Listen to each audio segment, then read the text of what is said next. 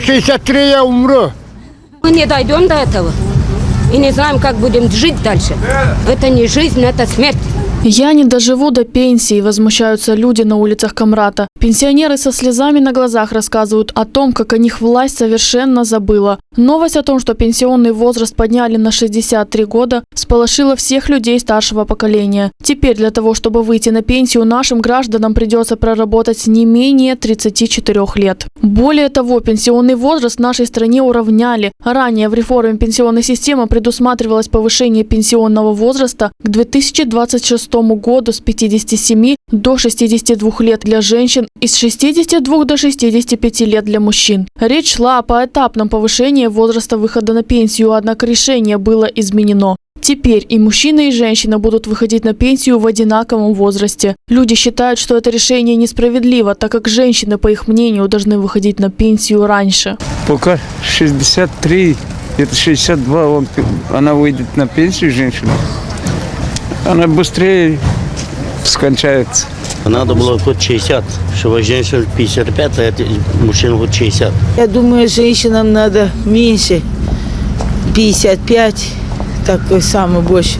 60 лет это уже поздно. До такого возраста не все доживают. Вот моя мама умерла 57 лет, и вот 55 лет вышла тогда, и 2 года, и все. Сейчас, я думаю, не доживут все до такого возраста. Вряд ли в сельских местностях вряд ли будут доживать. И даже если пенсионный возраст будет понижен, стоит ли ждать его? И можно ли прожить на такие суммы? Я хочу тоже внукам отправить кое-что-нибудь. А что отправлю сейчас? А? Без денег. Я попросила одной женщине 10 лет, чтобы приехала сюда.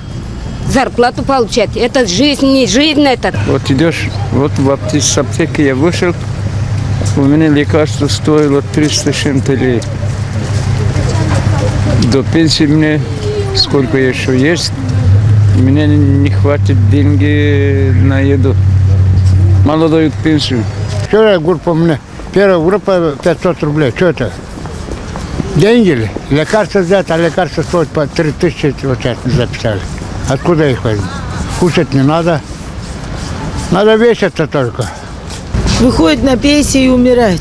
Пенсионеры постоянно стоят перед выбором – купить лекарства, оплатить коммунальные услуги или поесть, чтобы не умереть с голоду. Всего сделать им никак не удается, пенсии не хватает. Потому так и случается, что выходят люди на пенсию и в скором времени умирают. А с повышением пенсионного возраста, по мнению населения, ситуация станет еще более критичной и до пенсии доживут немногие.